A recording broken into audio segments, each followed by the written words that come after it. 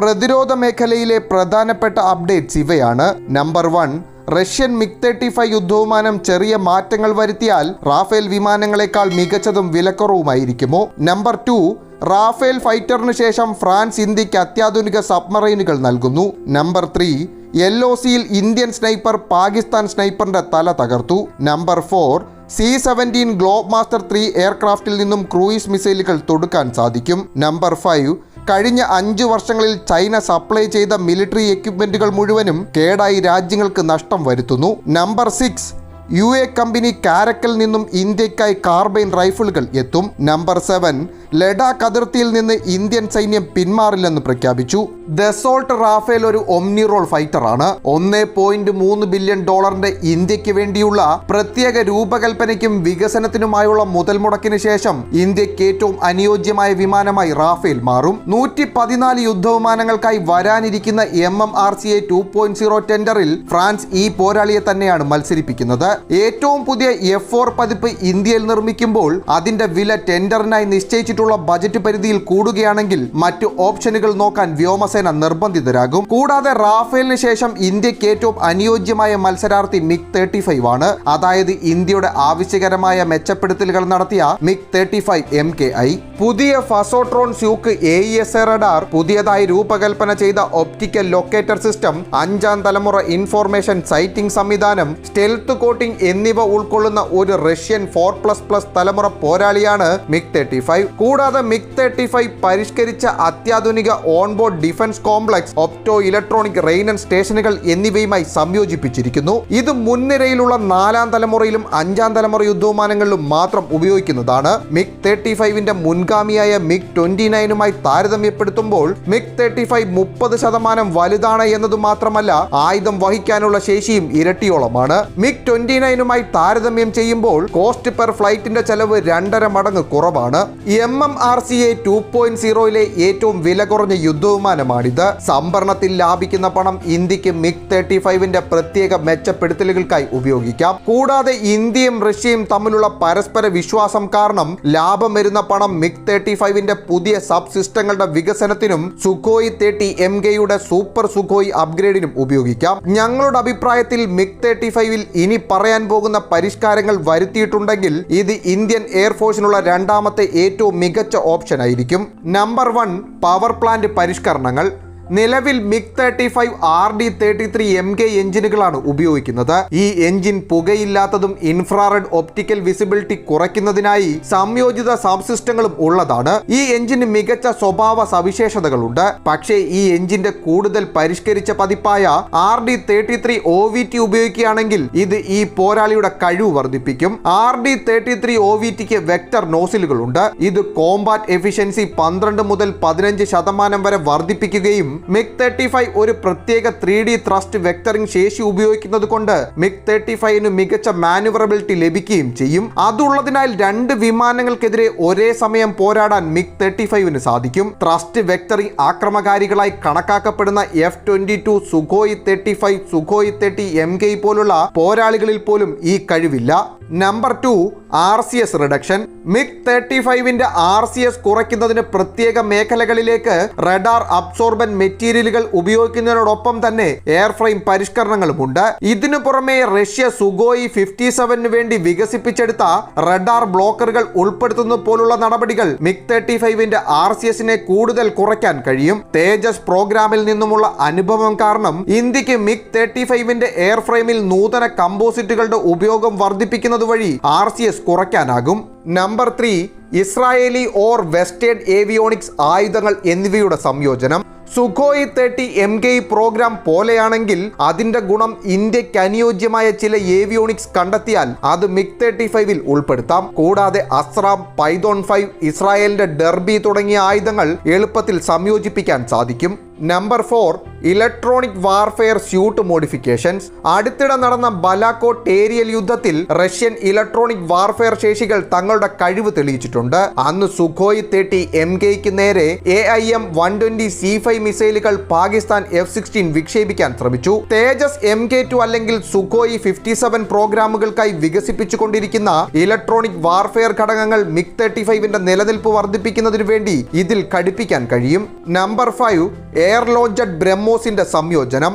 Russian MiG സീരീസുകളുടെ central line പൈലോണിൽ HALന് എളുപ്പത്തിൽ സൂപ്പർസോണിക് ക്രൂയിസ് മിസൈലായ ബ്രഹ്മോസിന്റെ എയർ ലോഞ്ചഡ് വേരിയന്റ് സംയോജിപ്പിക്കാൻ സാധിക്കും. കൂടാതെ തേജസിനായി അല്ലെങ്കിൽ സുഖോയ് 30 MKയ്ക്ക് വേണ്ടി പുരോഗമിച്ചുകൊണ്ടിരിക്കുന്ന വെപ്പൺസ് അല്ലെങ്കിൽ സബ് സിസ്റ്റങ്ങൾ MiG-35ലേക്ക് എളുപ്പത്തിൽ സംയോജിപ്പിക്കാൻ കഴിയും. നിർമ്മാണം പുരോഗമിക്കുന്ന സബ് സിസ്റ്റങ്ങളിൽ ചിലത് ഇവയാണ്. നമ്പർ 1 എയർ ടു എയർ മിസൈലുകൾക്കായ ഇരട്ട റാക്ക് പൈലോണുകൾ. ഇത് തേജസ് പ്രോഗ്രാമിൽ നിന്നും ഉരുത്തിരിഞ്ഞതാണെന്ന് പറയപ്പെടുന്നു. നമ്പർ 2 വായുവിൽ നിന്നും വിക്ഷേപിക്കാവുന്ന നിർഭയ് മിസൈൽ പോലുള്ള സബ്സോണിക് ക്രൂയിസ് മിസൈലുകളുടെ സംയോജനം. ഇത് സുഖോയ് 30 MKയിൽ സംയോജിപ്പിക്കാൻ കഴിയുന്നതാണ്. നമ്പർ 3 ഇന്ത്യൻ മിസൈലുകളായ അസ്ത്ര, NGRM മുതലായവയുടെ സംയോജനം. ഇന്ത്യയുടെ വിശ്വസ്ത പങ്കാളിയാണ് റഷ്യ.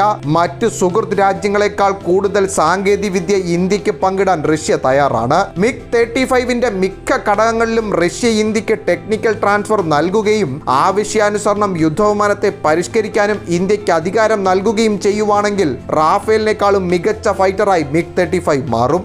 അടുത്ത അപ്ഡേറ്റ് നോക്കാം. റാഫേൽ ഫൈറ്റർ ജെറ്റിന് ശേഷം ഫ്രാൻസിന്റെ സബ്മറൈനുകളും സൈന്യത്തിന്റെ ഭാഗമാകുന്നു. റിപ്പോർട്ടുകൾ പ്രകാരം ഇന്ത്യൻ നേവിയുടെ P-75I പ്രോഗ്രാം പ്രകാരം French company naval group make in India policy അനുസരിച്ച് തങ്ങളുടെ സബ്മറൈനുകൾ ഇന്ത്യൻ നേവിക്ക് നൽകാൻ തയ്യാറാണ്. P-72I പ്രോജക്ട് പ്രകാരം അഡ്വാൻസ്ഡ് AIP സിസ്റ്റത്തോടു കൂടിയ 6 കൺവെൻഷണൽ സബ്മറൈനുകൾ സേനയുടെ ഭാഗമാക്കും. ഈ പ്രോഗ്രാമിനായി 2020 ജനുവരി 1 2 ഇന്ത്യൻ കമ്പനികളെ ഷോർട്ട് ലിസ്റ്റ് ചെയ്തിരുന്നു. Larsen and Toubro, Mazagon dock ship builders limited എന്നിവയായിരുന്നു അവ. ഈ പ്രോജക്റ്റിൽ താൽപര്യം പ്രകടിപ്പിച്ച 5 ഫോറിൻ കമ്പനികളിൽ ഒന്നുമായി ചേർന്ന് ഈ അന്തർവാഹിനികൾ ഇന്ത്യയിൽ തന്നെ നിർമ്മിക്കും. ഇതിൽ പങ്കെടുത്ത 5 ഫോറിൻ കമ്പനികളാണ് Thyssenkrupp Marine System, Rubin Design Bureau, Navantia Naval Group, Daewoo Shipbuilding and Marine Engineering എന്നിവ. ഇതിൽ ഫ്രഞ്ച് കമ്പനിയായ നേവൽ ഗ്രൂപ്പാണ് ഇന്ത്യൻ കമ്പനികളുമായി ചേർന്ന് 6 കൺവെൻഷണൽ ക്ലാസ് സബ്മറൈനുകൾ നിർമ്മിക്കുന്നത്. 2026 ഈ പ്രോജക്റ്റ് കംപ്ലീറ്റ് ചെയ്യും. Naval group company technology transfer ചെയ്യാനും തയ്യാറാണ്. അടുത്ത അപ്ഡേറ്റ് നോക്കാം. LOCയിലെ ബിമർ സെക്ടറിൽ നിന്നുള്ള റിപ്പോർട്ട് പ്രകാരം അതിർത്തിയിലെ ഇന്ത്യൻ സ്നൈപ്പർ പാകിസ്ഥാൻ സ്നൈപ്പറിനെ ഹെഡ്ഷോട്ടിൽ വകവരുത്തി. അതിർത്തിയിൽ ഇന്ത്യൻ സൈനികരെ ലക്ഷ്യം വെക്കാനും ഭീകരവാദികളെ അതിർത്തി കടത്തിവിടാനുമായി പാകിസ്ഥാൻ സ്നൈപ്പറിനെ ഡിപ്ലോയ് ചെയ്തിരുന്നു. ഇങ്ങനെയുള്ള സ്നൈപ്പറിനെയാണ് ഇന്ത്യൻ സേന വകവരുത്തിയത്. ഇന്ത്യൻ സ്നൈപ്പറുടെ കൃത്യത വ്യക്തമാക്കുന്ന വീഡിയോ ഒക്ടോബർ അവസാനമാണ് റെക്കോർഡ് ചെയ്തിരിക്കുന്നത്. Indian sniper night vision thermal image devices ഉപയോഗിച്ച് പാക് സ്നൈപ്പറിനെ കണ്ടെത്തി ടാർഗറ്റഡ് ഫയറിംഗിൽ വകവരുത്തുകയായിരുന്നു. ഈ ഓപ്പറേഷനിൽ ആർമിയിലേക്ക് പുതിയതായി എത്തിയ സാക്കോ TRG-42 സ്നൈപ്പർ റൈഫിളാണ് ഉപയോഗിച്ചിരിക്കുന്നത്. 1500 മീറ്റർ എഫക്റ്റീവ് റേഞ്ച് ഉള്ളതാണ് ഈ സ്നൈപ്പർ. അടുത്ത അപ്ഡേറ്റ് നോക്കാം. അമേരിക്കൻ എയർഫോഴ്സ് ലോക്ഹീഡ് മാർട്ടിന് പ്രധാനപ്പെട്ട ഒരു കോൺട്രാക്ട് നൽകി. ഇത് പ്രകാരം ലോക്ഹീഡ് മാർട്ടിൻ അമേരിക്കൻ എയർഫോഴ്സ് ഉപയോഗിക്കുന്ന C-17 ഗ്ലോബ് മാസ്റ്റർ 3 ട്രാൻസ്പോർട്ട് എയർക്രാഫ്റ്റിൽ ക്രൂയിസ് മിസൈൽ തൊടുക്കാനുള്ള സാങ്കേതിക വിദ്യ കൂട്ടിച്ചേർക്കും. പാലറ്റൈസ്ഡ് മ്യൂണിഷൻ ഡിപ്ലോയ്മെന്റ് മെത്തേഡ് പ്രകാരമാകും ഇത് പ്രാവർത്തികമാക്കുക.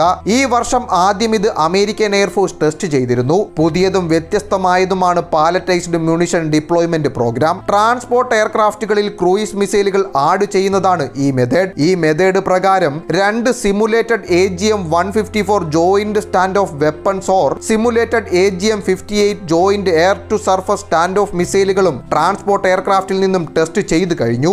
ആദ്യമായല്ല കാർഗോ പ്ലെയിനുകളിൽ അമേരിക്ക മോഡിഫിക്കേഷൻസ് വരുത്തുന്നത്. ഹെർക്കുലീസ് പ്ലെയിനിന്റെ വിവിധ വെർഷനുകളിൽ മാറ്റം വരുത്തി അമേരിക്ക ഉപയോഗിക്കുന്നുണ്ട്. ഭാവിയിൽ ഇന്ത്യൻ ട്രാൻസ്പോർട്ട് എയർക്രാഫ്റ്റുകളിൽ പാലറ്റൈസ്ഡ് മ്യൂണിഷൻ ഡിപ്ലോയ്മെന്റ് മെത്തേഡുകൾ വന്നാൽ അത്ഭുതപ്പെടേണ്ടതില്ല.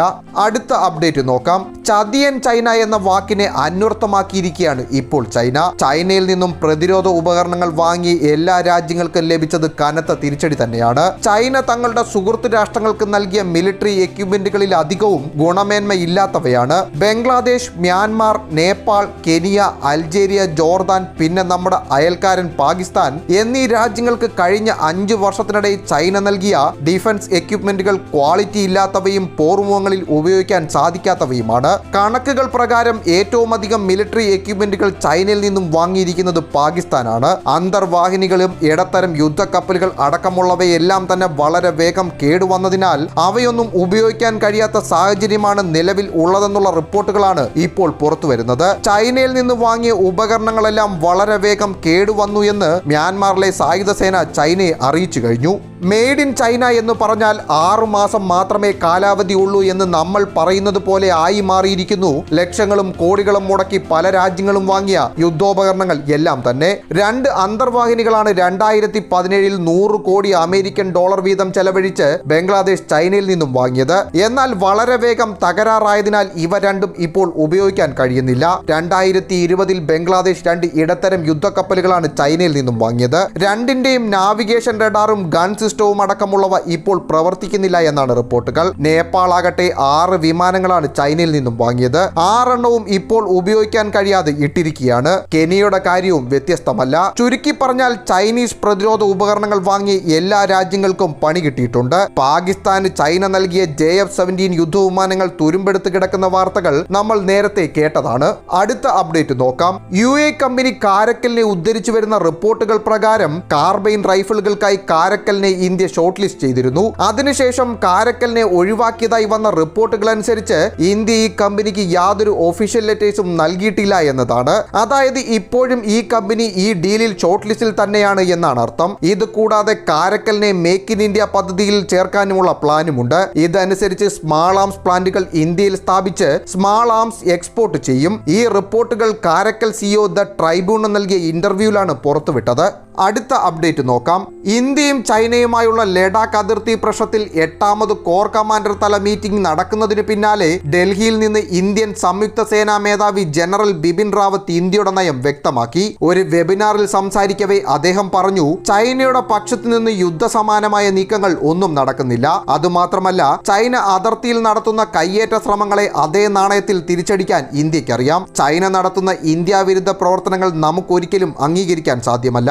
ചൈന നടത്തുന്ന കടന്നുകയറ്റ ശ്രമങ്ങൾക്കുള്ള തക്കതായ തിരിച്ചടി നാം നൽകി കഴിഞ്ഞു. മെയ് മുതൽ അവർ നടത്തിയ പ്രവർത്തനങ്ങളെ പ്രതിരോധിക്കാനും വേണ്ട വിധത്തിൽ തിരിച്ചടിക്കാനും ഇന്ത്യക്ക് സാധിച്ചു. ചൈനീസ് സൈന്യത്തിൽ കനത്ത നാശം വിതയ്ക്കാനും പാങ്കോങ് മേഖല മുതൽ തെക്ക് പ്രധാനപ്പെട്ട പല പർവ്വത മേഖലകളും ഇന്ത്യ പിടിച്ചടക്കിയതും ഓർമ്മിച്ചായിരുന്നു അദ്ദേഹത്തിന്റെ പ്രസ്താവന. അയൽ രാജ്യങ്ങൾ എന്ന നിലയിലുള്ള ആരോഗ്യപരമായ മത്സരങ്ങൾ ചൈനയും പാകിസ്ഥാനുമായി ആകാം. പക്ഷേ ഏതെങ്കിലും വിധത്തിൽ ഇന്ത്യയുടെ അഖണ്ഡതയ്ക്കും പരമാധികാരത്തിനും മേൽ വെല്ലുവിളി ഉയർത്തിയാൽ ശക്തി ഉപയോഗിച്ച് തന്നെ നേരിടും.